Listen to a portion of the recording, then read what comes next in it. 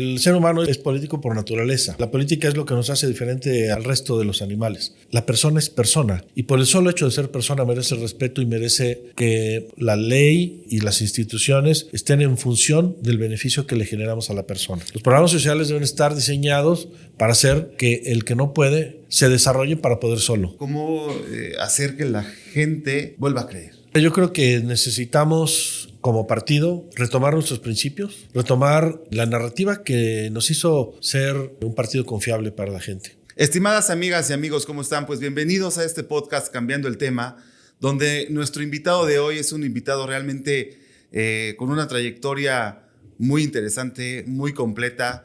Él ha sido diputado local, ha sido presidente municipal de un partido, ha sido secretario de Desarrollo Urbano en distintas administraciones y bueno, él es Felipe Velázquez, actual secretario de Gestión y Desarrollo Urbano del Estado de Puebla, a quien nos va a platicar un poco de su trayectoria, su visión coyuntural y qué es como está viendo México hoy en día. Bienvenidos, yo soy Carlos Sandoval y esto es Cambiando el Tema por Capital Político.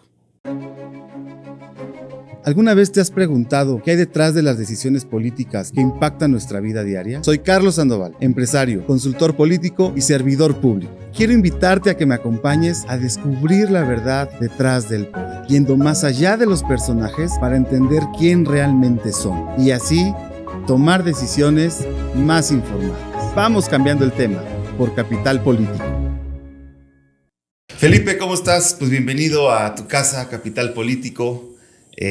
A nuestro podcast Cambiando el Tema y pues muy contento de que hayas aceptado nuestra invitación, de que vengas a platicarnos acerca de pues todo lo que está sucediendo en el país, en el estado y que también nos compartas pues quién es Felipe Velázquez, ¿no? Sé que tienes una trayectoria política muy interesante, muy importante, has hecho muchas cosas, has apoyado muchas causas a mucha gente y sí me gustaría que de tu voz pues nos platicaras quién es Felipe, ¿no? Claro, pues muchas gracias Carlos por la invitación, agradezco la oportunidad que me brindas a través de este espacio que tú tienes para poder platicar de este tema y de los que tú consideres importantes en estos momentos coyunturales para el país, coyunturales en la política, que están definiendo el rumbo de México para los próximos años. Entonces, para mí es un gusto poder conversar contigo y poder compartirles esto con todos tus seguidores. Gracias. Y bueno, cuéntanos, ¿cómo empiezas?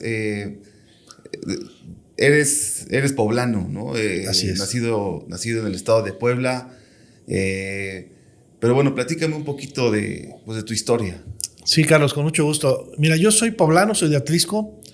Y cómo me decido incursionar en el terreno de la política. Te puedo decir que yo vengo de una familia en la que siempre escuché desde muy chico las opiniones de mis padres, de mis tíos, de los miembros de la familia, que criticaban las cosas que ocurrían en el país, los excesos del gobierno. Te estoy hablando de una época de los años 70, en donde pues había una serie de situaciones que al país lo tenían en una situación pues poco adecuada para los mexicanos, las constantes crisis recurrentes de fin de sexenio, que eran ya una normalidad para los mexicanos, en donde se venían devaluaciones, se venían crisis de todo tipo. Y yo solamente escuchaba a mis familiares criticar eso, pero nunca los vi tomando acción. La coincidencia con un maestro en la preparatoria me hizo reflexionar sobre un tema, una persona que no era de México, él estaba estudiando en México su carrera, pero él era de origen español. Y me dijo, mira, no te quejes de lo que pasa en tu país por la política. Si eso pasa es porque los mexicanos de bien se alejaron de los espacios de la vida, de la vida pública y de la política, y le dejaron esos espacios a los malandrines, a los bribones, a los corruptos. Así que si quieres que las cosas cambien, métete ahí y ocupa esos espacios. Los mexicanos de bien tienen que ocupar esos espacios. Y la reflexión me hizo sentido. Y dije, bueno, pues llegará el momento en que se den las circunstancias para ver la manera en cómo se incursiona en la política. Yo no tenía padrinos políticos, no tenía personas cercanas involucradas en la política. Por el contrario, mi padre detestaba la política porque él fue candidato en la época de cuando Almazán fue candidato y contra Ávila Camacho. Mi padre fue perseguido y lo intentaron asesinar. Se tuvo que ir huyendo de Atlisco para refugiarse en la Ciudad de México con un hermano de él. Y mi madre tenía un primo que fue candidato a diputado, también por el grupo opositor al grupo en el poder, y él lo mataron en Atencingo. Mi madre es originaria de Chautla de Tapia y al primo de ella lo asesinaron siendo candidato a diputado en Atencingo. ¿Y era candidato a diputado? Era candidato a diputado, así es. Entonces, pues en la familia no había como que una inclinación a favor de incursionar a la política. Entonces, como que un hijo deseando incursionar era como que la antítesis, ¿no? Como que lo que no querían mis padres. Mi padre siempre se expresó de una forma despectiva respecto de la política y de los políticos. Y yo empecé a entender y empecé a leer y empecé a prepararme y empecé a tener un grupo de amigos que veíamos que las cosas como estaban en nuestro pueblo no nos daban la posibilidad de que una vez siendo ya profesionistas, estábamos en pleno proceso de estudio, estábamos en la prepa y íbamos a pasar a la universidad, veíamos que la situación si seguía como estaba, pues o nos tendríamos que ir de nuestro lugar de origen. Había muchos compañeros, amigos que emigraban a Nueva York. Era como que la aspiración de los jóvenes de esa época, irse a Nueva York a trabajar y a ganar dólares. Y nosotros decíamos, bueno, tiene que haber la manera, tenemos que generar las condiciones para que en nuestro país, en nuestro pueblo, pues nos vaya bien, no tengamos que emigrar e irnos de México. Y así fue como un grupo de amigos decidimos hacer un plan, un proyecto para incursionar en la política. Nosotros veíamos el caso de Carlos Salinas y los tecnócratas, de cómo deciden prepararse, un grupo de personas capaces intelectualmente, deciden prepararse en el extranjero y generan todo este movimiento que conocimos como los tecnócratas, que a través del PRI acceden al poder. Fue un plan perfectamente diseñado.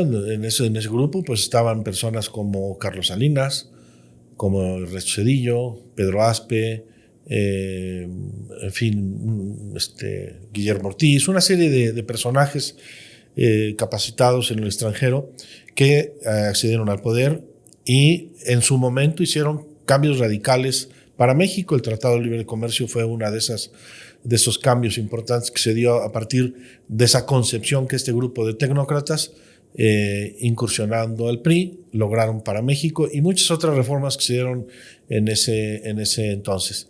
Nosotros veíamos que para acceder al poder, no solamente con posibilidades de éxito, sino además con posibilidades de dar resultados.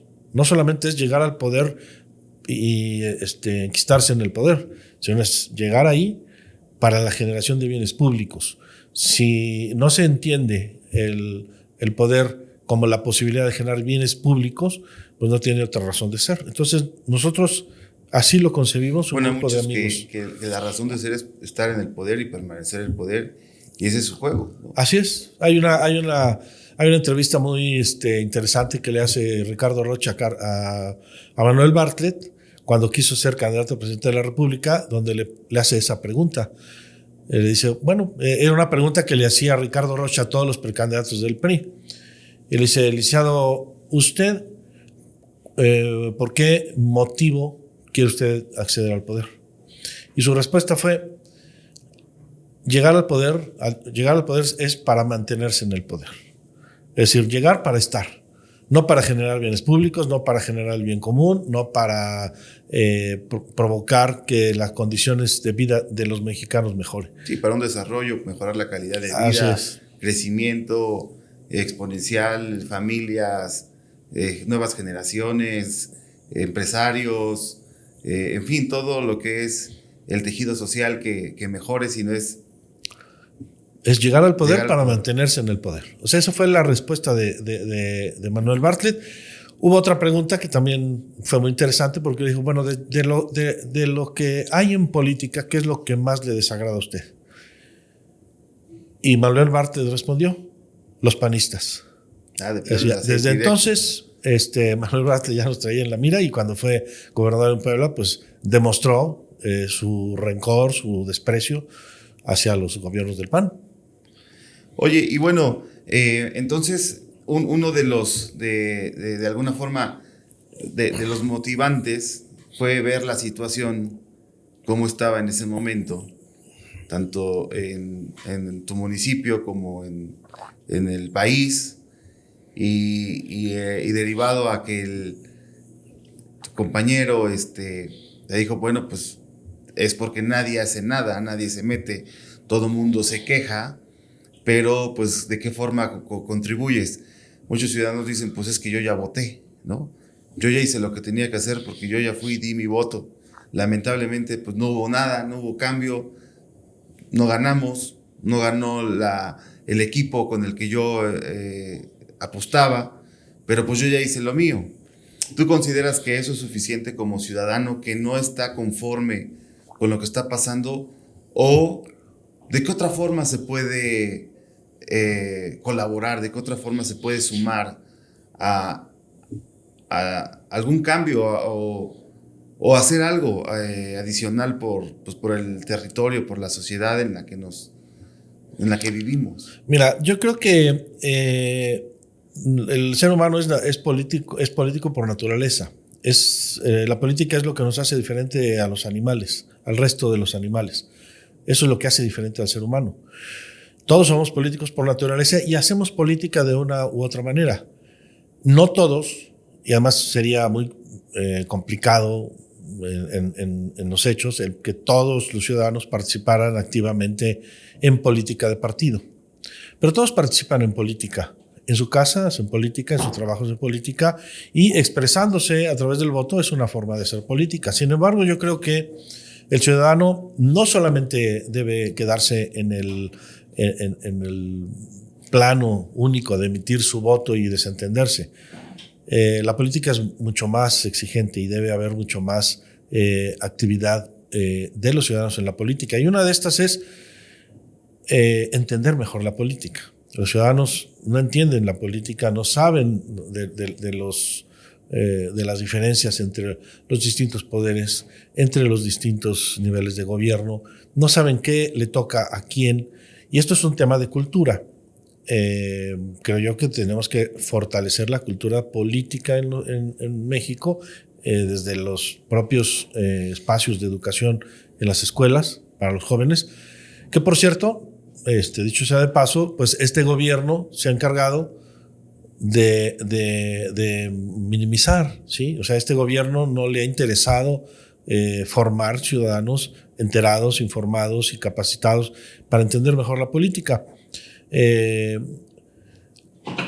Es interesante entender esto, pero cuando hay un gobierno o un gobernante cuyo interés es cómo manipulo a la sociedad, pues no podemos esperar que ese gobierno informe, eduque y cree ciudadanos enterados y educados culturalmente en política. Por el contrario, lo que interesa es que sean lo más ignorantemente posibles para poderlos manipular con facilidad. Entonces, quienes tenemos que presionar somos los ciudadanos y tenemos que buscar que en esos espacios de educación se forme a las nuevas generaciones con una característica fundamental que es la crítica, la actitud crítica de las cosas, el no aceptar todo como nos los dan, sino reflexionar y sacar sus propias conclusiones. Bueno, y retomando un poquito la plática. Entonces, tú estabas en la prepa y decides con un grupo de amigos, vamos a hacer algo. Así es. Vamos a hacer algo. ¿Y cómo lo organizan? ¿Cómo lo instrumentan? ¿Qué empiezan a hacer? Mira, porque eran muy jóvenes también. Sí, éramos muy jóvenes. Estoy hablando de que estábamos en el año 87. ¿Qué edad tenías en ese entonces? Pues yo tenía 19, 20 años, por ahí, 21. Y decidimos hacer un plan a 13 años. En ese momento, el año 2000, para todos los mexicanos, era como que la cifra simbólica de cambio. De una llegada, ¿no? Como que el año 2000 representaba, wow, vamos a llegar al año 2000. Y toda incluso la mercadotecnia de las grandes marcas, todo en la política, en el comercio, en fin. El año 2000 representaba una fecha emblemática. Sí, un destino. Un destino al que todos queríamos llegar. Incluso había pronósticos catastróficos de que el fin del mundo, el apocalipsis. O sea, había una serie de situaciones en torno a la fecha del año 2000. Entonces nosotros decidimos que el año 2000 tenía que ser nuestra fecha de llegada. Sabíamos que había elecciones y decidimos prepararnos para esperar la llegada del año 2000. Preparados, informados, capacitados en política para poder estar ahí y empezábamos nos pusimos metas muy claras de leer libros sobre política, sobre historia de la política, sobre economía. Y ese grupo de amigos fuimos preparándonos, leíamos, teníamos un círculo de lectura donde leíamos un libro cada quien y luego platicábamos en las reuniones que íbamos teniendo acerca de lo que el libro... ¿Cuántos amigos eran? Pues éramos, era variable, a veces había un poco más, a veces menos, pero la base éramos seis amigos. ¿Y actualmente siguen en política todos? Sí, uno de ellos ya falleció, que era mayor que los demás, pero sí, la mayoría están ahí seguimos. Y entonces nos preparamos en aprender, en estudiar, en capacitarnos, en aprender a hablar en público, en capacitarnos en oratoria y empezar a participar en la política universitaria, en la política del partido. Decidimos, analizamos los partidos y vimos que el Partido de Acción Nacional es el que se identificaba, o más bien nosotros nos identificamos más con ese partido, con su doctrina. Teníamos amistades comunes que militaban en el partido y decidimos ingresar al Partido de Acción Nacional. Yo ingreso al Partido de Acción Nacional en 1986, el mismo año del Mundial de México 86, por eso lo tengo muy presente. O sea, llevas de militante... 38 años de militante, estoy a punto de cumplir 40, en 2026 cumplo 40 años. De haber ingresado al PAN. ¿Y por qué el PAN? Porque, pues, de hecho, en ese momento el PRI era el villano de la película. Pero había otras fuerzas políticas. Sí, había otras fuerzas políticas, las que representaba la izquierda. Sin embargo, nosotros sopesamos dos cosas.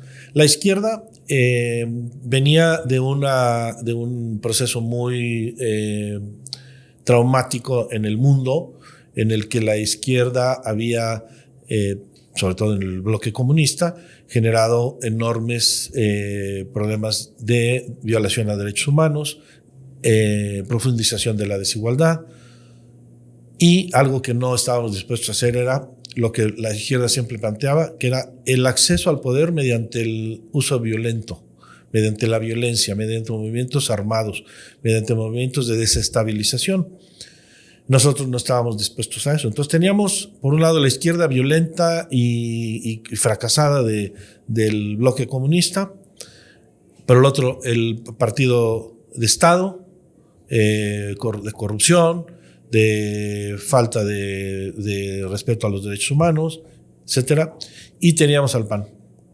Era un partido que estaba compuesto por personas honestas, con personas de la sociedad que se vinculaban al partido, con empresarios exitosos que se vinculaban al partido, y sus principios nos convencieron. ¿Cuáles son los principios? Mira, el primero de los que más nos entusiasmaba era el respeto a la dignidad de la persona humana. O sea, el respeto de la persona por el hecho de ser persona. Más allá, yo a veces no me meto en discusiones sobre el tema del respeto, que si es el género, si es de tal o cual preferencia. La persona es persona. Y por el solo hecho de ser persona merece respeto y merece que todo, la ley y las instituciones estén en función del beneficio que le generamos a la persona. O sea, es una especie de igualdad, de equidad. Sí, de igualdad humana. Sí, mira, los seres humanos somos iguales en naturaleza de dignidad. Somos distintos, y esto es el error del socialismo y del comunismo, somos distintos en muchas otras cosas. No podemos pretender la igualdad de las personas en todos los sentidos. Somos iguales ante la ley y tenemos que tener respeto de la ley hacia cualquier persona. Somos iguales ante las instituciones y las instituciones deben estar obligadas a darnos la misma atención a todos por el hecho de ser personas.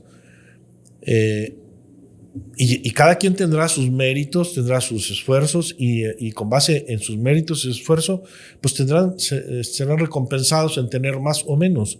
Pero no podemos pretender, como lo hizo el fracasado comunismo, pretender darles a todos los mismos bienes materiales sin que tuvieran los mismos compromisos para obtenerlos. Esto está muy claro. Entonces, primer valor, el respeto a la dignidad de la persona humana. Segundo valor, el bien común. Entendido como el crear las condiciones óptimas desde la autoridad para que los seres humanos puedan lograr su desarrollo pleno. ¿Sí? Si no entendemos que la autoridad lo que tiene que hacer es crear las condiciones para el desarrollo pleno de las personas, esto es el bien común. Entonces, estamos generando gobiernos que dan un trato distinto y no crean las condiciones. O sea, el hecho de subsidiar a alguien es crear condiciones o es limitar condiciones. No, una cosa es el bien común, que es la generación de condiciones óptimas para el desarrollo pleno de las personas, y otra es la subsidiariedad. La subsidiariedad es el apoyo de un órgano fuerte a órganos débiles. Es el apoyo de una institución fuerte a una más débil, en la medida en que ésta lo necesite. En la subsidiariedad donde mejor se aplica es con los hijos. O sea, cuando un padre está educando al hijo y le hace todo y no lo deja que el hijo se desarrolle, pues va a ser un inútil. A eso me refería con limitarlo. O sea, así es. ¿Lo hace que se desarrolle o lo limita? Lo que pasa es que lo tienes que o va a depender. Subsidiar en la medida que él no pueda hacer las cosas. Pero tienes que irle dando la oportunidad de que él vaya desarrollando. Vamos a poner un ejemplo así de claro. Un niño de 3 años de edad que apenas se puede caminar, necesitas llevarlo de la mano para cruzar la calle o lo llevas cargando. Pero un hijo de 15 años, pues ya no lo llevas de la mano a cruzar la calle. O sea, él tiene que aprender a cruzar la calle solo. Lo mismo pasa en el gobierno. O sea, las instituciones poderosas, como en este caso el gobierno, que es por definición la institución de mayor poder, pues porque tiene el presupuesto a su disposición, tiene los cuerpos de seguridad, tiene instituciones de servicio para los ciudadanos, pues le tienen que dar a los ciudadanos el apoyo en tanto en cuanto no lo puedan hacer solos. Pero cuando lo puedan hacer solos, cuando por sí solos se desenvuelvan, lo tienen que hacer. Es el caso de los programas sociales, ¿sí? Los programas sociales deben estar diseñados para hacer que el que no puede se desarrolle para poder solo. Si los programas sociales están diseñados para hacer que el que no puede nunca pueda, y sea un clientelismo político. Así es, pues siempre va a depender del gobierno. Entonces, eso es lo que tenemos que entender, ¿sí? Los apoyos del gobierno deben ser en tanto en cuanto le permitan a una persona obtener las capacidades para que por sí sola pueda ganar lo que le da el gobierno y 10 veces más. No hay que conformarse con eso. Bueno, y sígueme platicando de los principios. Sí. Nuestros principios básicos, ya mencioné 3 de ellos: respeto a la idea de la persona humana, bien común. El bien común es la generación de las condiciones para que el ser humano se desarrolle plenamente, y lo identificamos atacando el mal común. A veces es un poco difícil explicar qué es el bien común. Hay males comunes en la sociedad. La inseguridad es un mal común. La falta de agua es un mal común. La falta de salud es un mal común. Entonces hay que atacar los males comunes para generar el bien común. Entonces, un gobierno que no genera bienes públicos para hacer que la comunidad tenga todos los servicios, pues no sirve como autoridad. Está claudicando en sus objetivos como autoridad. El otro es la subsidiariedad, que ya lo expliqué, y el otro es la solidaridad. La solidaridad es la ayuda mutua entre todos, es el apoyo que se da entre los ciudadanos. Esto en su momento fue una de los baluartes, de los estandartes que vino a decirnos el Papa Juan Pablo II a los mexicanos. La solidaridad, la ayuda de unos a otros sin un interés de por medio. Y se expresó plenamente en un hecho traumático para México, que fue el sismo del 95, del 85, y que hizo que la gente saliera de forma desinteresada a ayudar a los hermanos en desgracia. El Papa usa este término, y tan poderoso fue el término de solidaridad que Carlos Salinas lo entendió tan bien, que de ahí lo ocupó como fundamento de su política social. El Programa Nacional de Solidaridad. Y es cuando empiezan los programas sociales. Es cuando empiezan el nacimiento, es ¿no? Correcto. Y cada sexenio le fueron cambiando de nombre. Es correcto. El Programa Nacional de Solidaridad, que crea Carlos Salinas de Gortari, es la primera vez que surgen los programas sociales. O sea, no es un invento de este gobierno. Los programas sociales tienen décadas en México, con una característica, digamos, propia de cada carisma que le quiere imprimir el gobierno.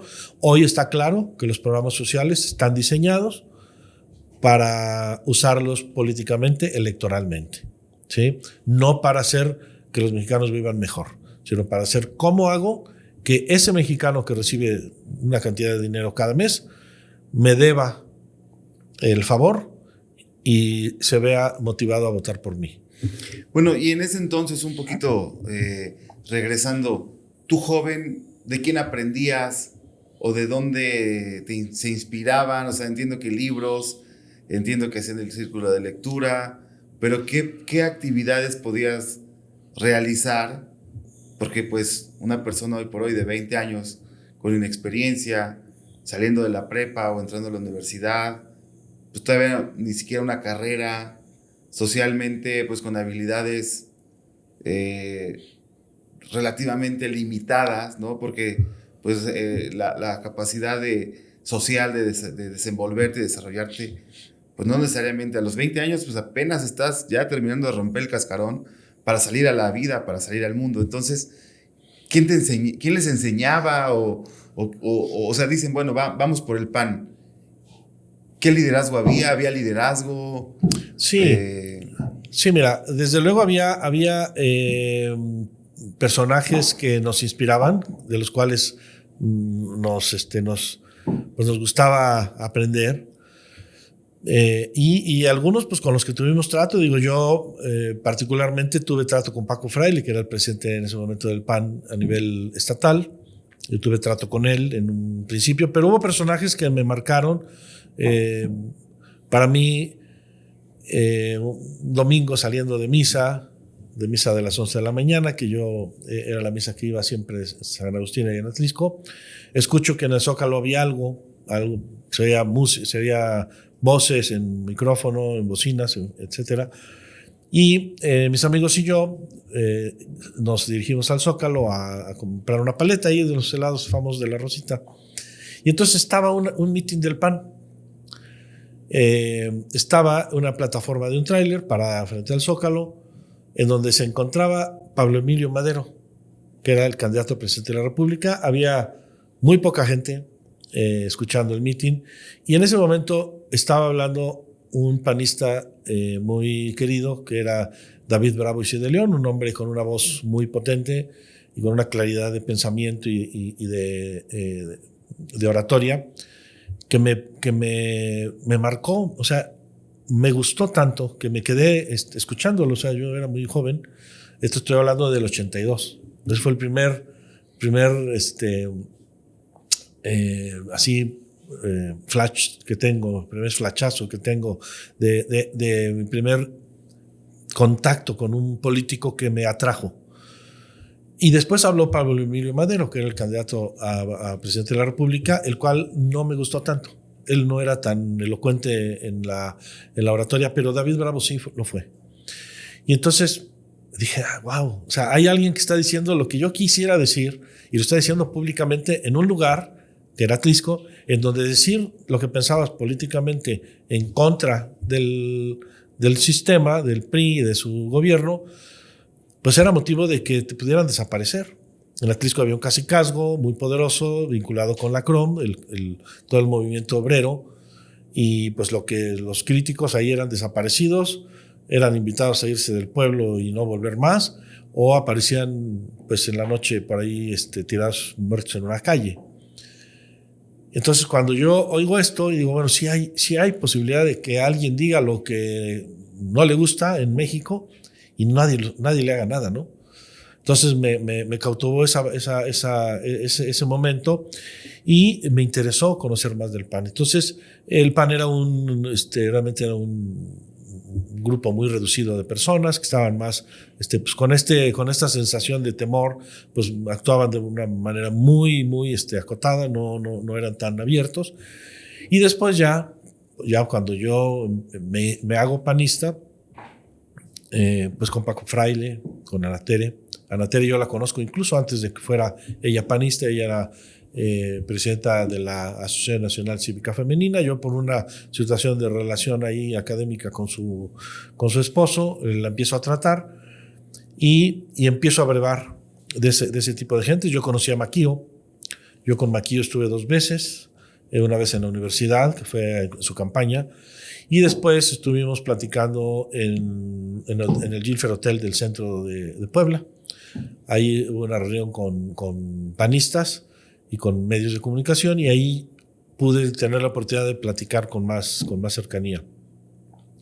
Y así fue como empezamos a tener esa vinculación, empezamos a participar en campaña, y algo importante, empezamos a entender que era necesario no solamente estar apoyando desde la trinchera, sino empezar a tomar posiciones importantes dentro de las estructuras del partido, en un momento en que nadie quería hacer nada, porque, o sea, buscabas candidatos y no había quien quisiera ser candidato. De hecho, en las elecciones del 94, cuando Ernesto Zedillo es candidato después del asesinato de Colosio, el 94 fue un año crucial para muchas cosas en mi vida. Para mi vida política, el 94 marca un antes y un después. Es un año en donde se venía la elección de Luis Donaldo Colosio, asesina a Luis Donaldo Colosio. Posteriormente se da el asesinato del cardenal en Guadalajara, el asesinato de Ruiz Massieu, secretario general del PRI, el levantamiento de Chiapas del Ejército Zapatista, y algo que para los atlisquenses fue muy importante. Es la primera vez que se anula una elección en un distrito federal por fraude, por fraude electoral en las elecciones del 94. Se anula esa elección. Obviamente, pues los resultados nos habían pues nos tenían deprimidos, desanimados, pues habíamos... Estamos hablando que del 90, o sea, del 86 que entraste al 94 ya tenías 8 años estar trabajando ya de alguna forma con una directriz, ¿no?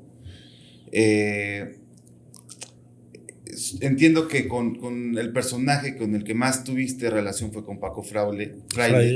Por la misma posición de presidente del partido, y pues ustedes jóvenes, impetuosos, levantando la mano, entusiastas. O sea, ¿qué te decía Paco Fraile? Que sí, o sea, para empezar, sí se acercaba con ustedes. Sí. A ver, uno de los problemas que hay es que la gente joven que quiere participar siempre la bloquean porque están las vacas sagradas en cualquier partido, ¿no? Y siempre las mismas caras, siempre los mismos personajes, siempre los representantes de la cúpula, y difícilmente un joven puede emerger y destacar, si no es porque trae un padrinazazazo, ¿no? En ese entonces, ¿cómo fue? Sí, mira, te respondo la primera parte de la pregunta. ¿Qué ocurrió entre el 86 y el 94? Ocurrió toda nuestra trayectoria de prepa y de universidad. Y en esa trayectoria estuvimos participando en múltiples campañas, poniendo propaganda, acompañando al candidato, haciendo mítines, en distintas campañas, cuidando casillas. O sea, hicimos la labor que tenemos que hacer como jóvenes, que es la talacha. O sea, no tiene nada de malo hacer la talacha. Yo incluso hasta ahorita, si me ponen a hacerla, la hago. Si me pones a subir a un poste, a poner un pendón, lo hago sin problema. Lo he hecho muchas veces. Ya para el 94, ya la madurez que teníamos nos permitía empezar a pensar en ir ocupando espacios ya de mayor. Ya en el 94 tenías 25, 26 años. Ya tenía 25, sí. Entonces, tu pregunta es muy interesante porque es, bueno, ¿qué les decía? Que no, es que es al revés. Es cómo tú, como joven, tú abordas a los de arriba. Es cómo te preparas, no para esperar a que te abran paso, porque no te lo van a abrir. O sea, si alguien cree que los jóvenes van a acceder a posiciones relevantes porque los de arriba se quiten, no es cierto. Es cómo haces para correr más rápido, para alcanzarlos y rebasarlos. Eso fue nuestra consigna. Nuestra estrategia es: necesitamos correr más rápido que ellos. Necesitamos capacitarnos más que ellos. Necesitamos ser mejores que ellos para rebasarlos y entonces acceder a esos puestos. Entonces, pues a Paco Fraile yo le aprendí, por ejemplo, una de las cosas que le aprendí es cómo pedir el voto. Algo tan simple. Es cómo pedir el voto en una calle frente a un ciudadano que va caminando. Perder el miedo a pedir el voto. Yo en Atlisco tenía miedo a pedir el voto. Tenía pena, miedo y pena, porque pues es algo a lo que no estás acostumbrado.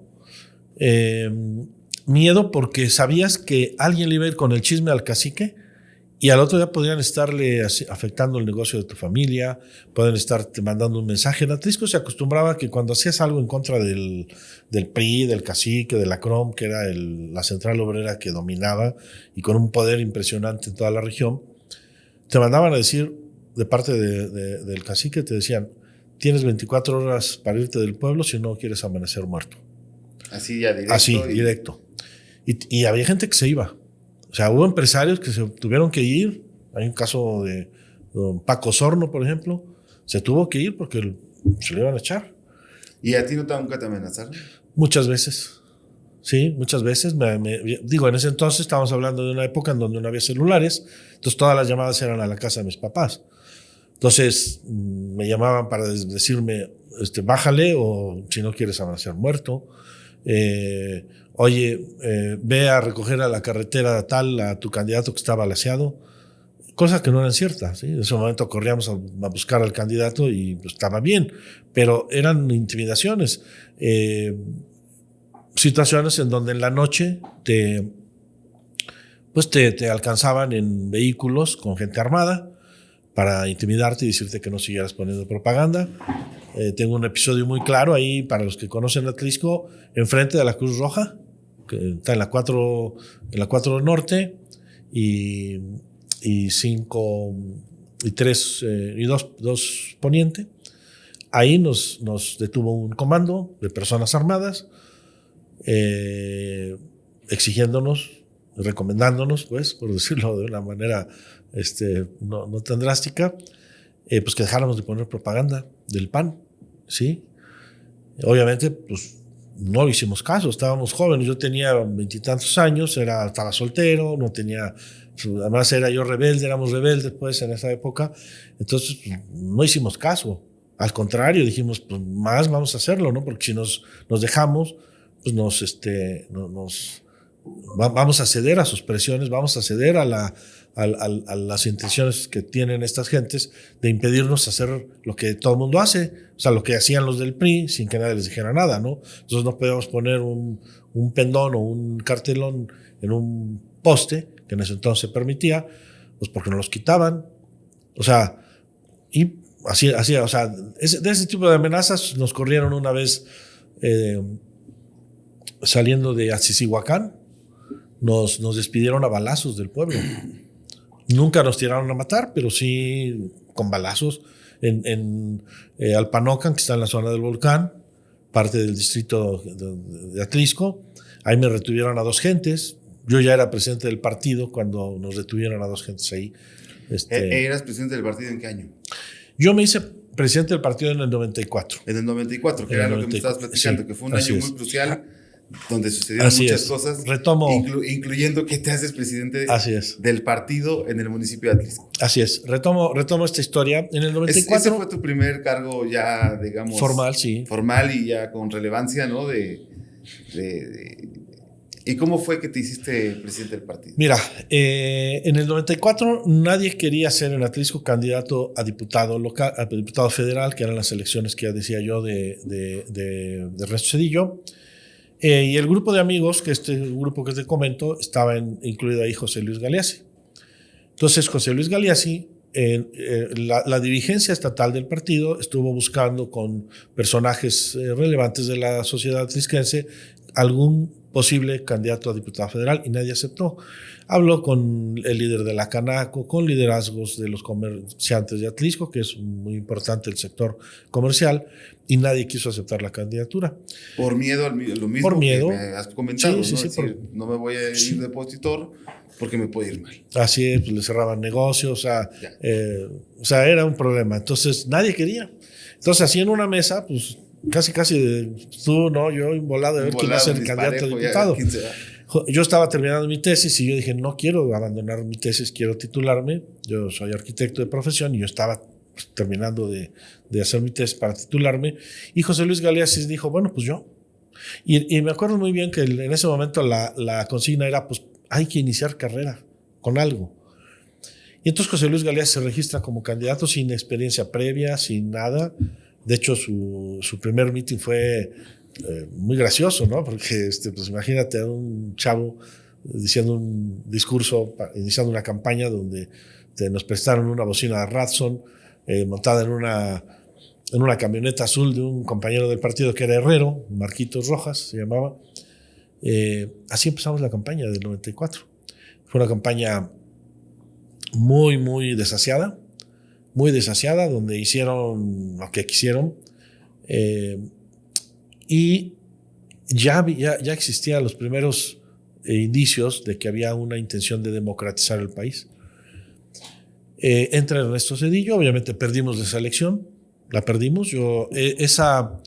La noche del 21 de agosto, que fue la elección del 21 de agosto del 94, para mí fue la noche que mayor temor tuve, más miedo de que me asesinaran tuve, porque ahí en la noche del 21 de agosto, frente a las oficinas de la CROM, estábamos ahí denunciando el fraude, había combis del transporte público de la CROM, llenas de actas de urnas abiertas, con toda la papelería tirada dentro de las combis, y todo eso lo teníamos en fotos. Y entonces llegaron gente armada con 2 camionetas, una gris y una amarilla, y se bajaron y se dijeron, ya eran como las 2 de la mañana, este movimiento, nos unimos al PRD, el PRD hizo equipo con nosotros para denunciar el fraude, pero con el tiempo, pasando las horas y el frío, la gente se fue yendo y nos quedamos 10. Y llegaron en la noche estas personas y yo dije, ya, aquí ya valimos. O sea, yo dije, ya nos van a matar. O sea, estábamos, o sea, realmente yo sentí mucho miedo en ese momento. Es tal vez el momento en el que más miedo he sentido en mi vida, en temas de política. Y afortunadamente no, simplemente se nos quedaron viendo, como mandaron un mensaje diciéndonos o le bajan o aquí se acaban. Se dieron la vuelta y se metieron al edificio de la CROM. Y yo dije, señores, vámonos de aquí porque ninguna elección vale la pena pues la vida de ninguno de nosotros. Arriesgar la vida. Arriesgar la vida. De alguien. Y nos fuimos. Esa elección fue anulada. Entre que se anula la elección, vino el proceso de renovación de la dirigencia y yo decido, pues también como una situación de iniciar carrera y empezar a participar en temas políticos. En esa elección, ¿tú ya eras presidente del partido? Todavía no. Yo era el coordinador de campaña de José Luis Galeazzi. Eras el coordinador de campaña, pasa la elección que pierden y se abre una convocatoria para la presidencia del partido. ¿O cómo? Así es, se abre la convocatoria para la dirigencia del partido. Así es, una convocatoria que más fue hecha en lo oscurito, nadie se enteró. Nosotros nos enteramos, José Luis Galeazzi se entera unas horas antes de que la convocatoria para registro de candidatos a dirigir al PAN, la estructura municipal, se vencía a las 8 de la noche de ese día. Me buscan, yo estaba haciendo mis primeras pues incursiones ya en el ejercicio profesional, estaba yo colando una losa de una casa que estaba yo construyendo y ahí llegaron a verme ya todo lleno de cemento y ya medio oscurito. Era noviembre y me dice, ¿sabes qué, Felipe? Que pues, nos acabamos de enterar que hoy se vence el registro y solo está inscrita la esposa del presidente actual. O sea, la esposa del presidente estaba inscrita para ser candidata a dirigir al partido. O sea, la esposa del presidente del PRI. No, del PAN, pero de la estructura del Comité Municipal del PAN. Ya. Su esposa del presidente se inscribió, entonces pues iba a quedar en la misma familia, ¿no? La señora Lupita, a la cual quiero mucho, hoy su hijo trabaja conmigo. Entonces yo me inscribo, o sea, en cuestión de unas horas, preparé los papeles, fueron a mano todo, pero no había tiempo para más, y me registré. Y se lleva a cabo la elección en el 4 de diciembre del 94. O sea, diciembre del 94, si del 94 fue caótico, diciembre del 94, ese mes, fue enormemente caótico para México. Yo me hago presidente del partido en una elección y gano, contra todos los pronósticos gano la elección interna y me vuelvo presidente del partido. Y días después se anuncia la anulación de la elección de diputado federal. Y entonces se abre una convocatoria para la nueva. Ya en el 95. Ya en el 95, la elección extraordinaria fue en 30 de abril del 95. Ya Ernesto Zedillo había entrado a la presidencia. Recordemos, diciembre, se dan varias situaciones. Primero, ya lo dije, resultó electo como presidente del partido, se anula la elección, viene el error de diciembre del 94, hace erupción el volcán y inicia la guerra zapatista en Chiapas. Todo eso se da en ese mes. Yo recuerdo muy bien, estábamos en la posada del partido, yo como presidente, y empieza a caer ceniza el 20 de diciembre del 94. Y al día siguiente viene toda la devaluación y todo el caos de la economía mexicana. Y así es como iniciamos el 95, ya para la elección extraordinaria del... Oye, ¿tú recuerdas cuántos afiliados había en ese entonces? En Atlisco había 130 afiliados. 130, esa era sí, la masa. Pero varios de los que estaban en el padrón ya habían fallecido o no vivían ya en Atlisco, ya habían migrado a otro lado, o se habían ido a otro partido. O sea, era un grupo realmente chiquito. Éramos 70 real. real. Así es. Entonces, pues el primer reto era cómo hacer que el padrón creciera. Claro. Y en este caso, el tiempo con el que contaba la presidencia de 3 años, de 6 años, ¿de qué? De 3 años. De 3 años. 3 años era ¿Y estuviste periodo. los 3 años? Estuve los 3 años, sí. ¿Y se podía repetir? Sí, se podía repetir. ¿Y repetiste? No. Ya no. Ya no. Okay. Ya no repetí porque las circunstancias me llevaron a ir empezando a ocupar ya posiciones de elección. Entonces, durante este 95 se repite la elección. ¿Y qué pasa? La elección se repite el 30 de abril. Ya después de toda la coyuntura del error de diciembre, había un descontento social muy fuerte. Yo reorganizo al partido, voy por los mejores perfiles de la sociedad, gente de comerciantes, gente del campo, campesinos y comerciantes regionales. Empezamos a ir por la mejor gente de la sociedad y nutrimos al partido de perfiles valiosísimos y enfrentamos ya una elección en otras condiciones. ¿Y qué pasó con el cacicazgo y con los grupos armados y todos estos? Algo que tengo que reconocerle a Ernesto Zedillo, que hoy además está muy de moda por la conferencia que acaba de venir a dar, es que sí traía una convicción democrática y sí puso quieto al cacique. A mí me enviaron a 2 personas de gobernación, bueno, no a mí, me las enviaron al municipio de Atlisco a vivir durante todo ese proceso, en donde yo me entrevistaba con cierta frecuencia con ellos, porque me decían, tenemos órdenes del presidente, ellos venían de gobernación, tenemos órdenes del presidente de que esta elección sea limpia, de que no haya ningún ataque contra la oposición, de que a los consejeros ciudadanos se les respete, porque era el primer consejo ciudadano que existía y había presiones contra los consejeros. Hubo un momento en que ellos renuncian en bloque. Ante las presiones que estaban teniendo de parte del PRI y del gobernador, renuncian en bloque todos los consejeros. Eso implicaba que al no haber consejo no iba a haber elección extraordinaria. Entonces ponen orden, obligan al cacique a alinearse y a todas sus huestes las aplacan. Pero yo me reunía con ellos 2 o 3 veces a la semana en el kiosco de Atlisco. Ahí nos entrevistábamos. ¿Y qué sucede? ¿Ganan? ¿Pierden? ¿Gana el PRD? Bueno, el PRD fue el que anula, ¿no? El PRD es el que impugna la elección. Esto a ellos les genera la idea de que por haber sido ellos los que tenían el mérito de la anulación, que ellos fueron los que presentaron la impugnación, ellos tendrían que ser los que deberían ganar. Sin embargo, no fue así. Nosotros presentamos una propuesta mucho más atractiva para la sociedad, conformamos una estructura de partido mucho más pues más cercana a los pobladores, que le gustó más a la gente, y los electores deciden darnos su voto a favor. El cierre de campaña fue fenomenal, o sea, fue un fenómeno. Nunca había habido un cierre de campaña con el Zócalo atascado. Oye, ¿y cuál fue el padrón de afiliados cuando tú terminas como presidente? O sea, ¿qué tanto crece? Mira, yo lo entregué más o menos en cerca de 600 militantes. O sea, ya cuando yo ya terminó. Pero además lo entrego con triunfos electorales. O sea, los primeros triunfos electorales se dan en Atlisco cuando yo fui presidente. El primero es José Luis Galeazzi. El primero es José Luis Galeazzi. Luego armamos una planilla de ciudadanos, prácticamente toda, personajes de la sociedad que fueron invitados a ser candidatos.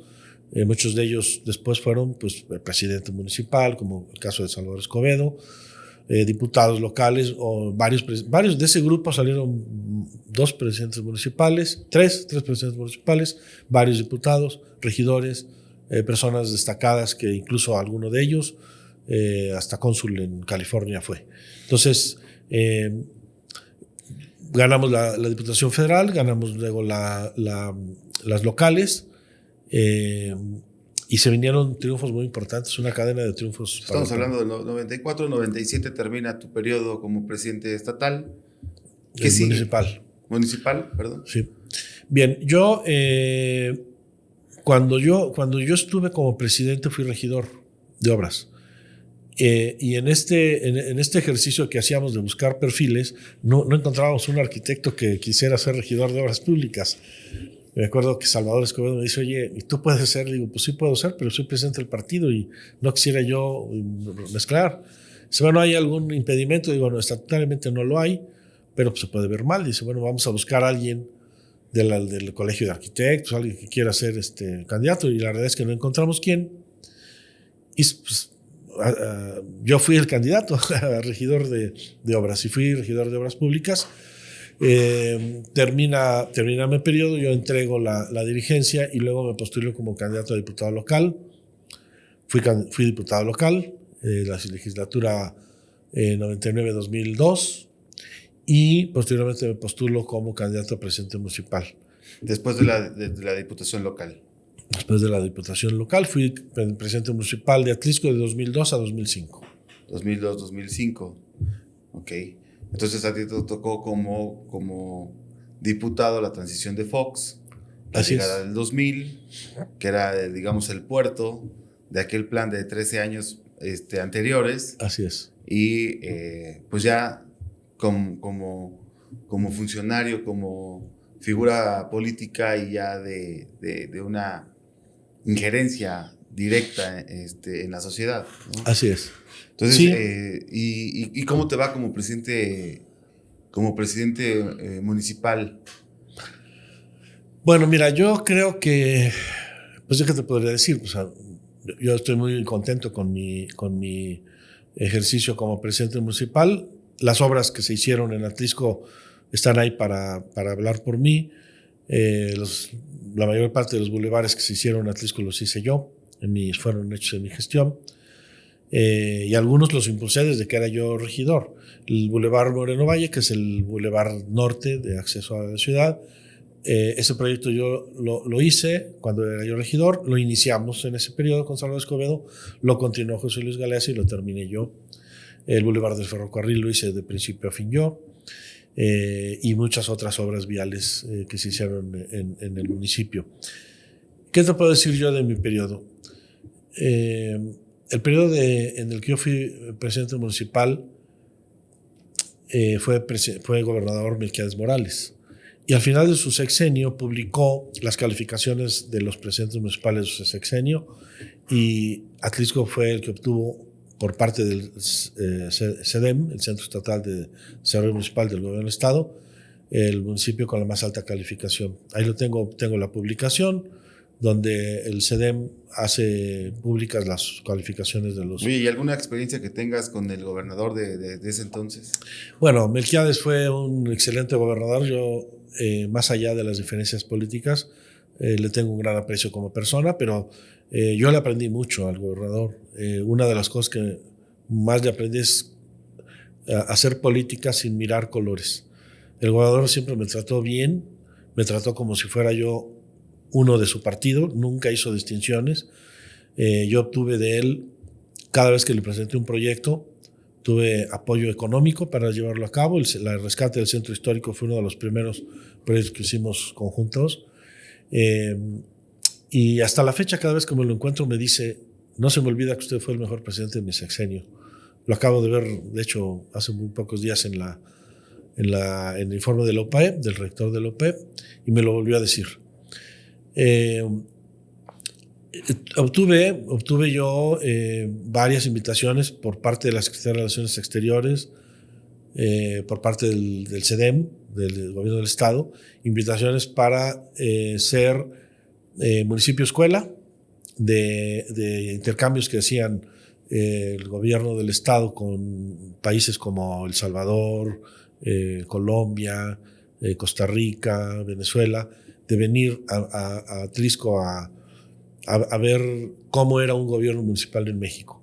Y yo fui invitado en varias ocasiones al extranjero a presentar nuestras experiencias como gobierno local.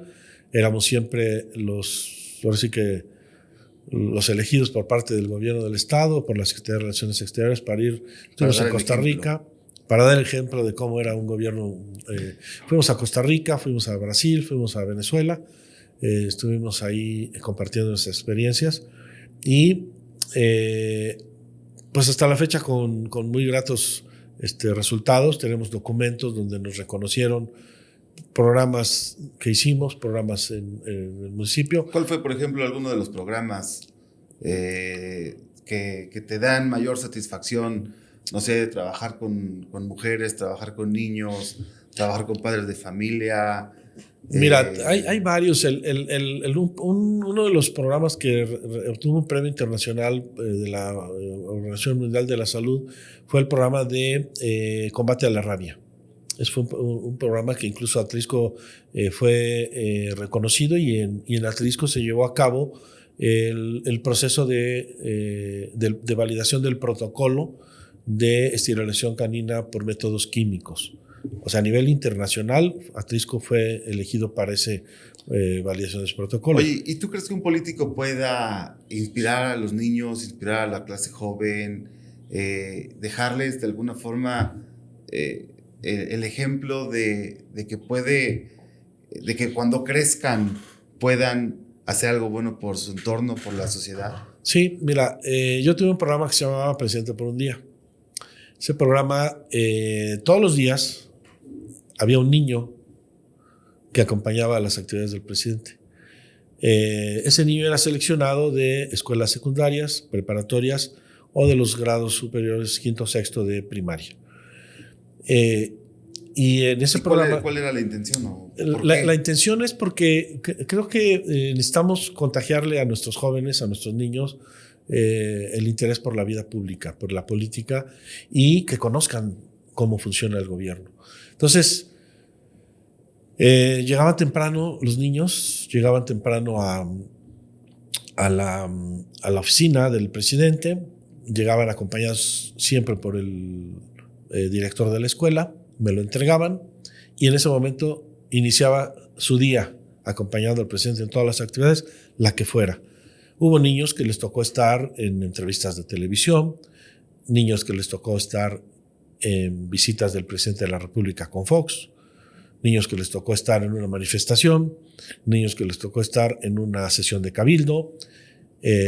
A todos los invité a mi informe de gobierno y tuvieron un lugar especial en el informe y los presenté, les pedí que se levantaran porque todos habían sido presidentes por un día. Hubo decisiones en el cabildo que nos enfrascábamos y le preguntábamos la opinión al niño o a la niña. Y una ocasión, la opinión de la niña fue el factor que hizo que tomáramos una decisión en un sentido en el cabildo por un comentario de un niño acertado. Se metió la niña al asunto y opinó. Lo pensó y dijo, yo opino así esto. Es. Por esto y esto. Así es. Y eso fue un factor que nos llevó a tomar una decisión en el sentido que la niña lo había comentado. Fue una niña. Y entonces, pues todavía, imagínate la cantidad de niños, ¿no? Pues todos los días había un niño distinto. Y en las tardes, ya cuando terminaba la jornada, llegaban los papás por él.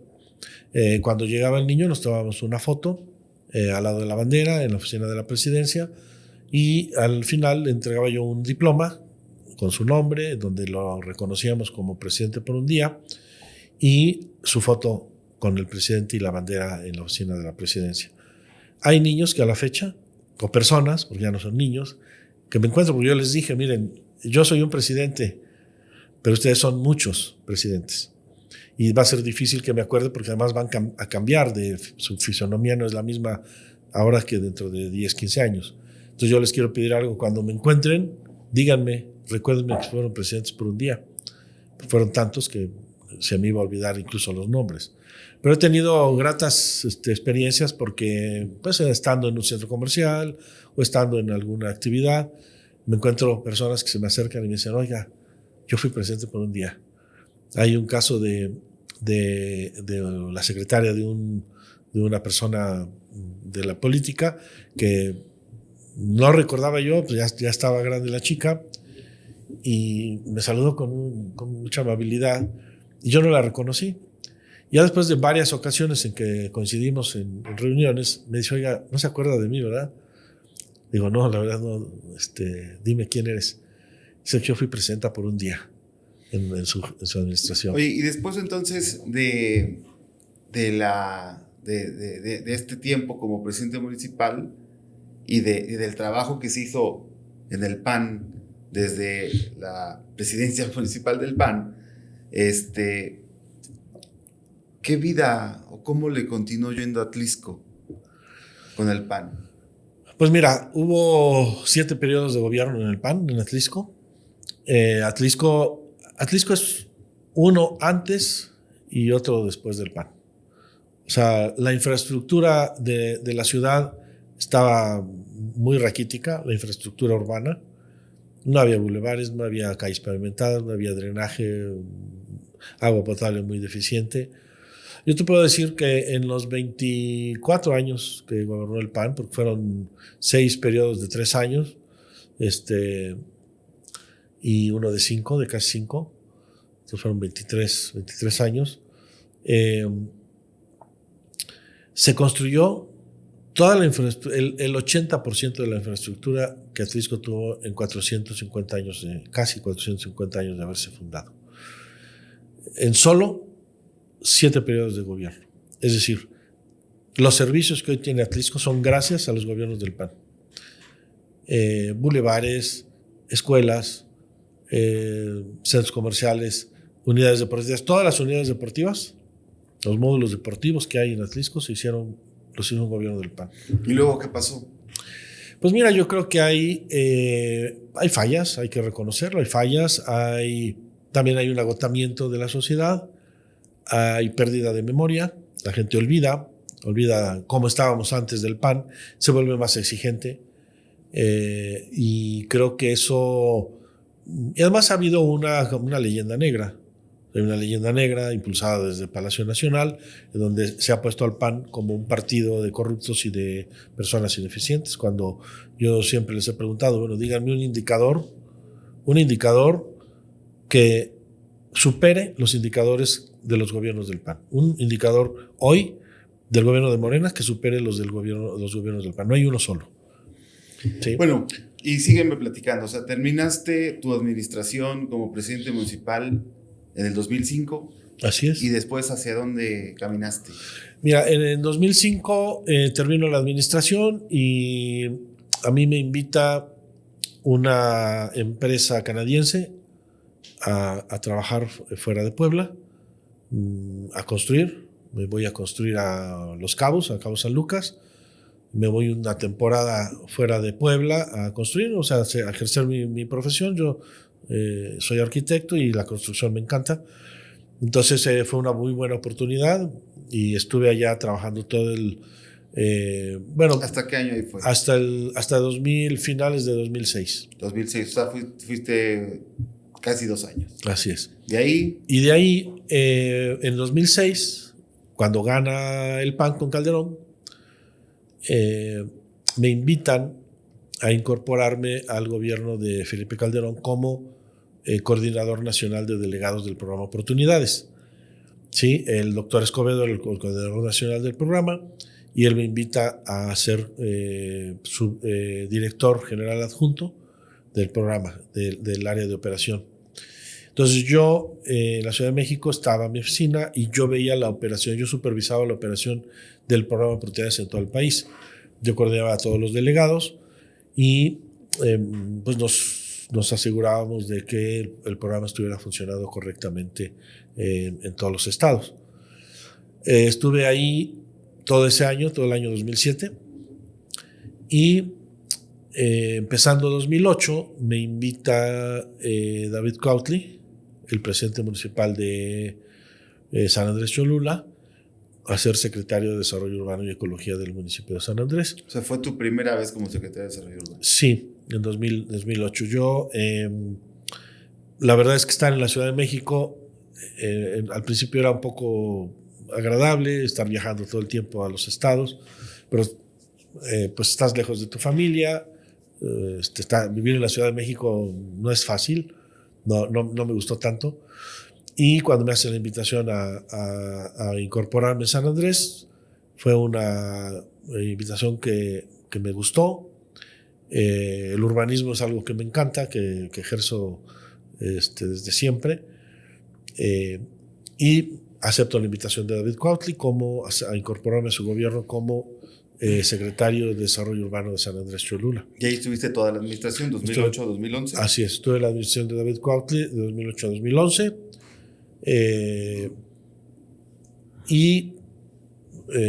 Cuando gana Lalo Rivera en 2010, finales de 2010, en noviembre de 2010, me invita a ser director de Desarrollo Urbano ya de su administración en Puebla.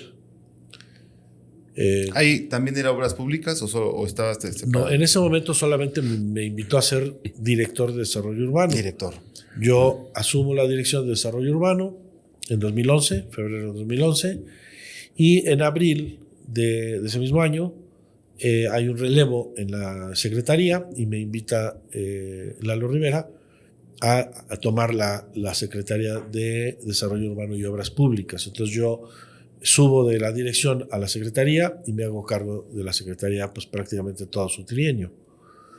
¿Hasta qué fue el 2014? Hasta el 2014, febrero de 2014. Terminamos, hicimos las 1000 calles, hicimos todas las obras de concreto que muchos conocen en Puebla. Todos los proyectos de las obras de concreto hidráulico los hicimos nosotros. No todos los ejecutamos porque unos se los dejamos en proyecto al gobierno del estado, al gobernador Rafael Moreno Valle, y los que no se terminaron, los terminaron ya en la administración de Tony Gali. ¿Y de Luis Bank? Y de Luis Bank. La mayoría se hicieron con Tony Gali. Ya con Bank ya casi no quedaban pendientes ninguna de concreto hidráulico. Las viales primarias de concreto de la ciudad se hicieron en concreto hidráulico. Solo faltó la 24 Oriente Norte-Sur, que esa no se ha hecho de concreto. ¿Y de ahí qué siguió? Después de unos meses yo estuve haciendo proyectos de obras urbanas para el gobierno del estado, aquí en Puebla, a través de un despacho de un amigo con el cual me asocié. Y a finales de 2005,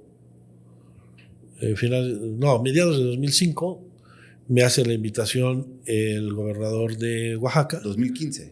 Perdón, de 2015. Sí, íbamos en 2014. Sí, perdón. 2015 me hace la invitación el gobernador Gabino Cue de Oaxaca para incorporarme a su gobierno para coordinar los proyectos estratégicos del gobierno del estado. En un principio...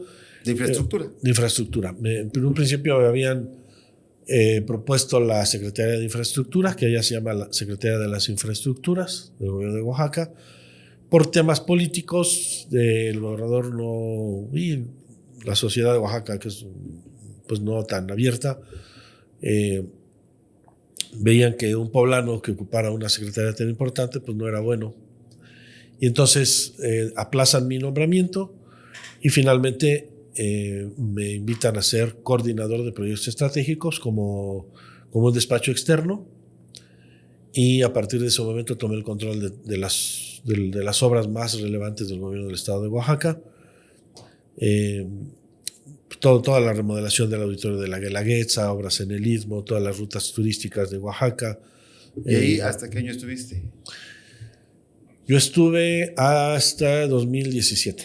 2017. Hasta 2017. Termina el gobierno de Gabino Cue en noviembre de 2016, sí. Pero el que era mi jefe, el secretario de Turismo, de Turismo y Desarrollo Económico, me invita a llevar ya proyectos personales de él. Varios hoteles en la costa y edificios de departamentos en la ciudad de Oaxaca, un parador turístico en la Ruta del Mezcal, y varios proyectos que teníamos, ahí estábamos desarrollando, y estuve ahí hasta septiembre de 2017, que es cuando tiembla el famoso terremoto de Puebla. Yo estaba en Puebla ese día, yo estaba haciendo trámites en Semarnat para la construcción de la playa de 2 hoteles que se iban a construir, uno en Huatulco y otro en Puerto Escondido. Entonces estaba yo yendo mucho a México y me quedaba muy lejos Oaxaca, entonces estaba yo haciendo base en Puebla. Viene el temblor y me encuentro en Atlisco, cuando estábamos ahí con los labores de rescate, me encuentro a personas de Protección Civil del Estado y me hace la invitación me cita el subsecretario de Gobernación, el maestro Roberto Pedro, cuando era Diodoro Carrasco era el secretario de Gobernación, el maestro Roberto Pedro, que era subsecretario de Gobierno, platica conmigo. Él y yo nos conocimos en Oaxaca. Él era el asesor jurídico de Gabino Cue, y él me hace la invitación para incorporarme como coordinador de toda la evaluación de daños del sismo. Así es como yo me incorporo a ese gobierno. Entonces, por un hecho ahí que se dio posteriormente de un conflicto social en Moyotzingo, San Martín Texmelucan, me incorporo, ahí yo intervine en las negociaciones y me invita el subsecretario a incorporarme ya formalmente a la Secretaría de Gobierno, como coordinador de delegados de la Secretaría de Gobierno. ¿Con qué gobernador? Era gobernador Tony Gali. Tony Gali. Ya. Tony Gali. Ahí estuve hasta el fin de su sexenio. Iniciamos el periodo con la gobernadora Marta Erika. Y bueno, todos sabemos el lamentable desenlace que tuvo en el accidente del helicóptero. Y yo todavía estuve 2 meses más. Estuve 1 mes con Almeida como gobernador interino.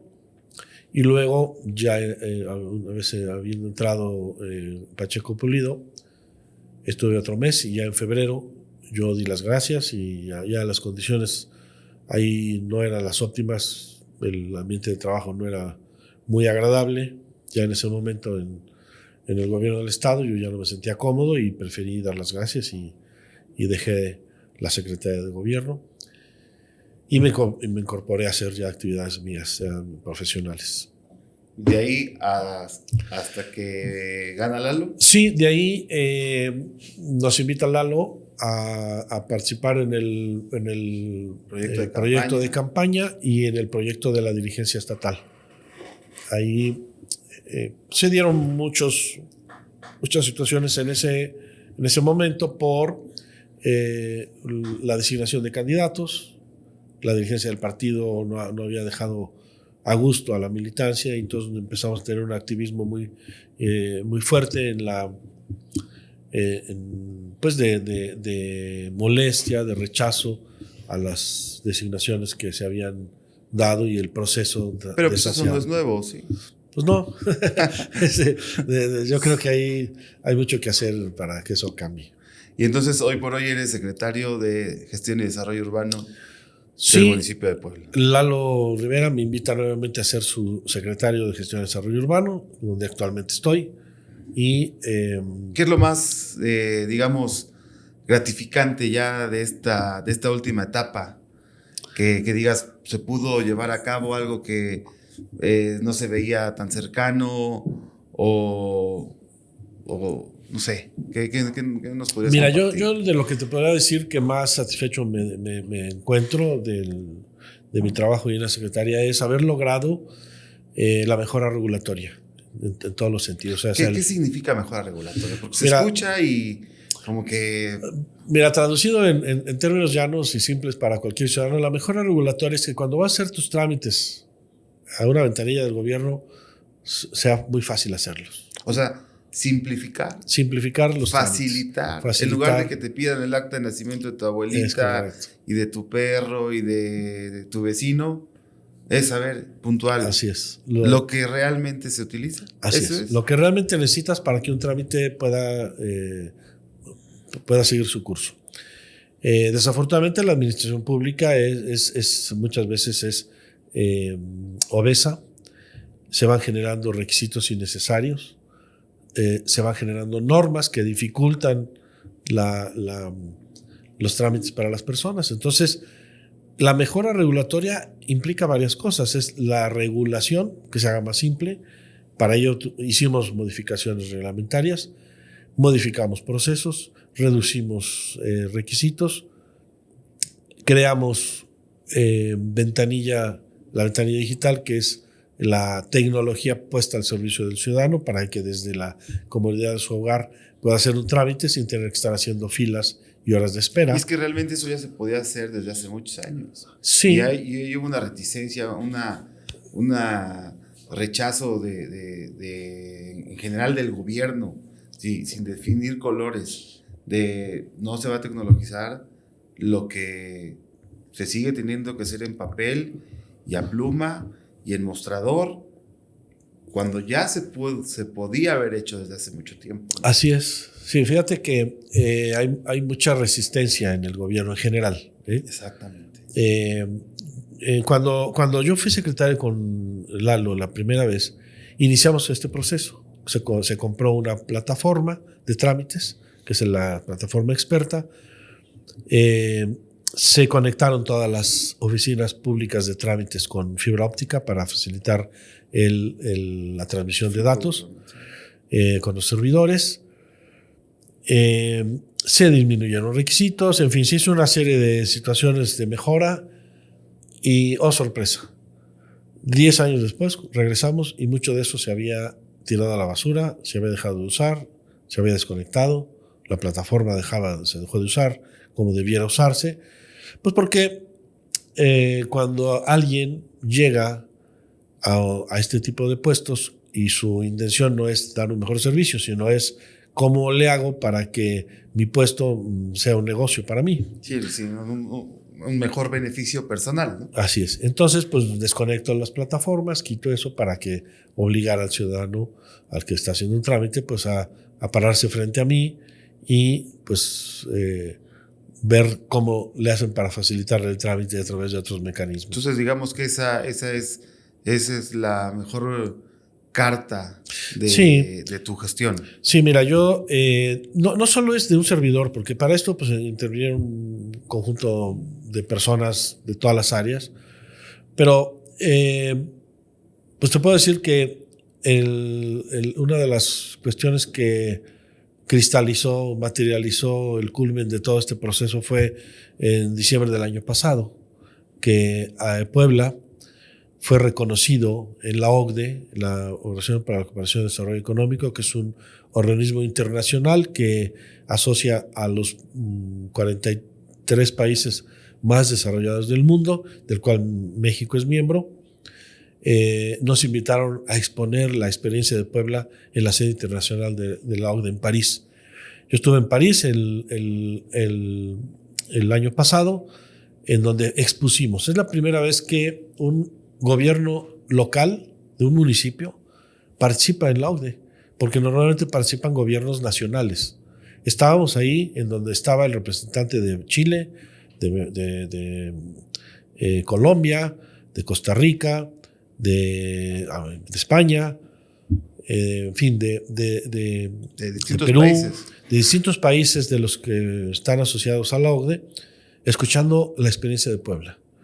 Y te puedo decir que algo muy satisfactorio es que la razón por la que nos invitan es porque hay una resistencia en el mundo, sobre todo en los países latinos, a aceptar el uso de la tecnología y las herramientas que hoy nos brinda el desarrollo del ser humano. ¿Qué decían los demás países? O sea, decían su cómo no. Ajá.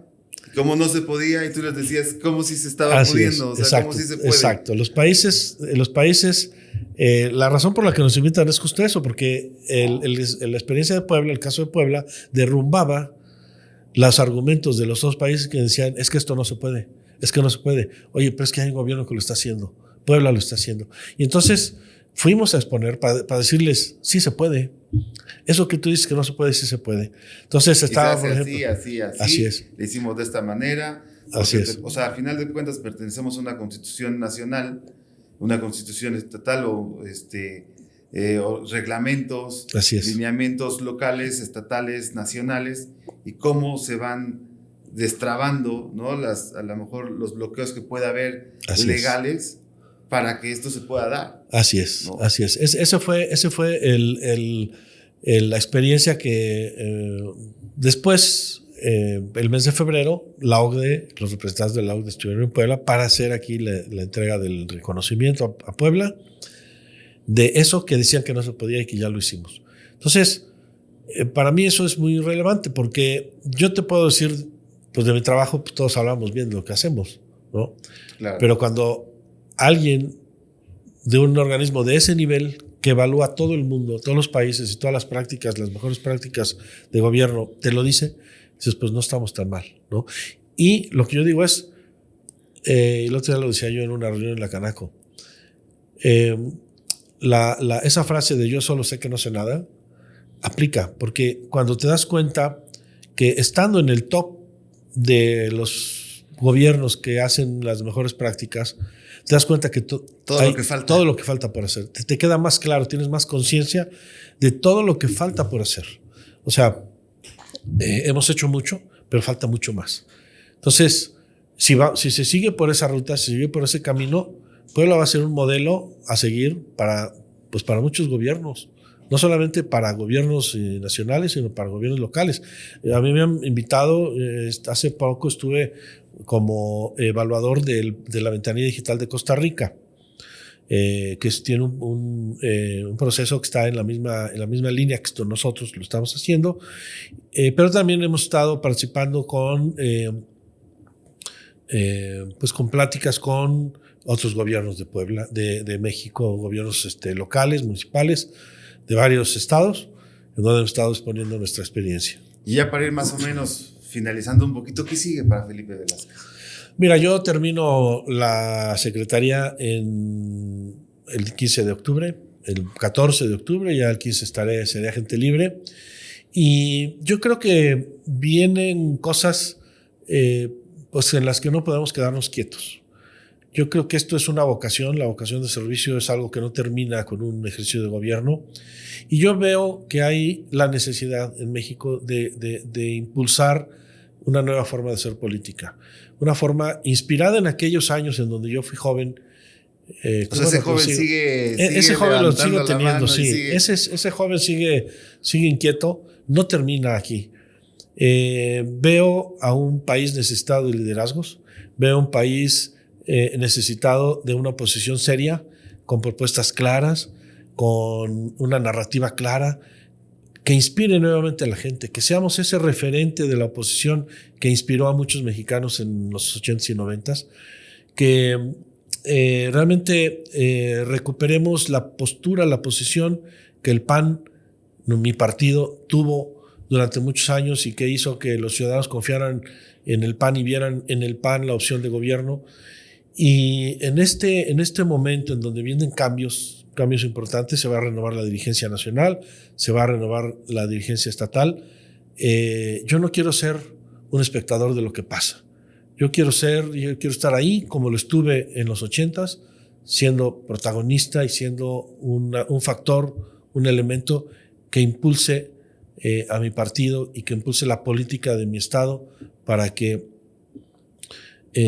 no nos conformemos con lo que tenemos. ¿Y cómo volver a convencer a la gente? O sea, después de lo que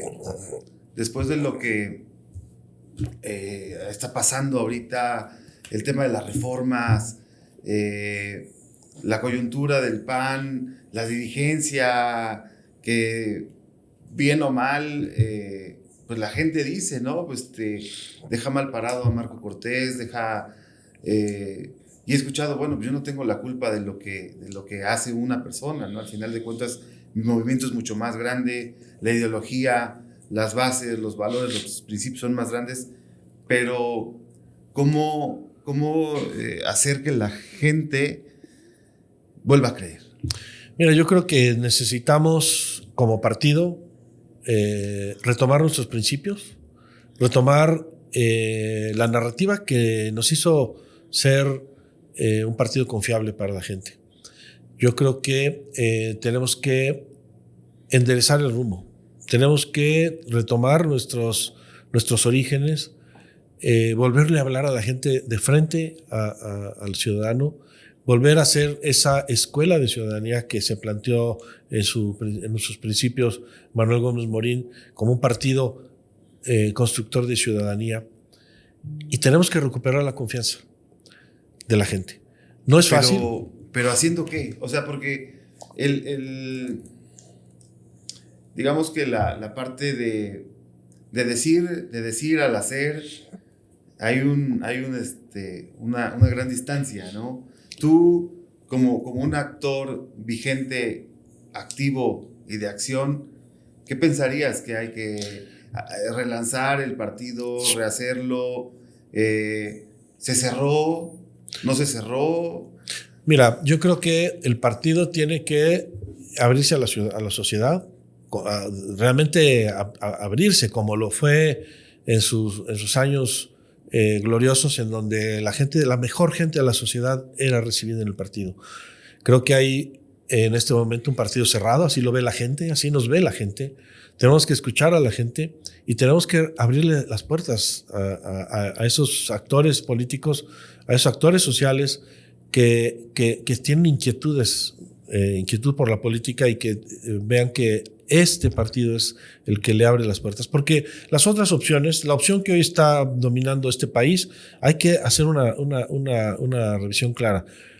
Está lleno de todos los desechos de los partidos que tanto criticaron. No hay personas nuevas de la sociedad en el PAN, en Morena. No hay personas nuevas de la sociedad incursionando bueno, ¿y en el PAN? Y en el PAN tampoco. Entonces, ¿sí? Tenemos que abrirnos. O sea, tenemos que abrirnos y ser lo que fuimos hace años, en donde se nutrió el PAN de gente de la sociedad, de gente valiosísima que está ahí esperando que alguien la llame, que alguien le abra la puerta, que le dé la oportunidad de ver al PAN como una plataforma para ocupar las posiciones que requieren estar siendo ocupadas por lo mejor de la sociedad. No por los amigos, no por los familiares, no por el grupo que controla las decisiones en el partido. Yo creo que necesitamos abrirnos, necesitamos voltear a ver a los propios militantes. A los militantes también no se les ha escuchado, se les oye pero no se les escucha. Se toman decisiones que no quedan claras para los compañeros de partido, y también necesitamos abrirnos para que los militantes también sean escuchados. No están siendo escuchados. No solo hay una sociedad ávida de ser escuchada, también hay una militancia del PAN ávida de ser escuchada. Oye, Felipe, pues te deseo todo el éxito en este camino de trabajo, de esfuerzo, de seguir otra vez a picar piedra, otra vez a realmente hacer una oposición que funcione, una oposición consciente de lo que realmente necesita el país, de lo que realmente espera la gente, de lo que igual la militancia confía en que pueden mejorar su vida, no limitarse como lo mencionábamos hace rato, una política donde pues te vas a mantener pero nunca vas a crecer. Pues esa política es muy triste, ¿no? Porque al final lo vemos en la naturaleza, lo vemos en el planeta, todo ser vivo se desarrolla, todo ser vivo se crece. Un árbol no se mantiene enanito, ¿no? A menos que sea un bonsái. Claro. Pero no somos bonsáis, o sea, al final todos tenemos la posibilidad de desarrollarnos, de crecer, de mejorar, de tener una calidad de vida cada vez, pues, con mayores beneficios, ¿no? Y pensando en todos. Entonces, pues creo que es una labor muy noble la que la política nos da, bien enfocada, pensando en el bien común como uno de los principios que dices. Y bueno, pues todo el éxito. Te recuerdo que pues aquí tienes tu casa. Gracias. Y creo que pues eres de las figuras valiosas del PAN que realmente merece, por la trayectoria, por la experiencia y por los resultados favorables que me platicas, pues que merece seguir luchando por una mejor Puebla y por un mejor México, ¿no? Así es, Charlie. Pues mira, yo te agradezco la oportunidad de platicar, y sí, creo que necesitamos estar ahí presentes. Necesitamos no irnos a descansar, porque esto requiere, como dijo don Manuel Gómez Morín, esto no es lucha de un día, sino es brega de eternidad. Y construir un país fuerte requiere trabajo de todos los días. En el año 2000, cuando estábamos ya por conquistar la presidencia de la República, yo en algún mitin expresé una frase en la que dije que si ganábamos la presidencia de la República, podría yo morirme tranquilo, porque habríamos logrado cambiar México. Hoy, a 24 años de aquel momento en el que dije eso, me doy cuenta que me equivoqué. Y que en efecto, construir un país no es una lucha de un día. Todos los días, y todos los días hay agentes nocivos que le están haciendo daño a México, y tiene que haber de este lado gentes positivas tratando de defender al país para que no se lo lleve la trampa. ¿Sí? Así que, pues en eso estamos, Charlie, en eso estamos trabajando, y esperemos pues pronto tener la oportunidad de seguir hablando y seguir platicando de lo que de los proyectos a futuro que vienen para mí, para el partido y para todos los panistas. Con gusto, esta es tu casa y muchas gracias. Gracias a ti, mi estimado Carlos.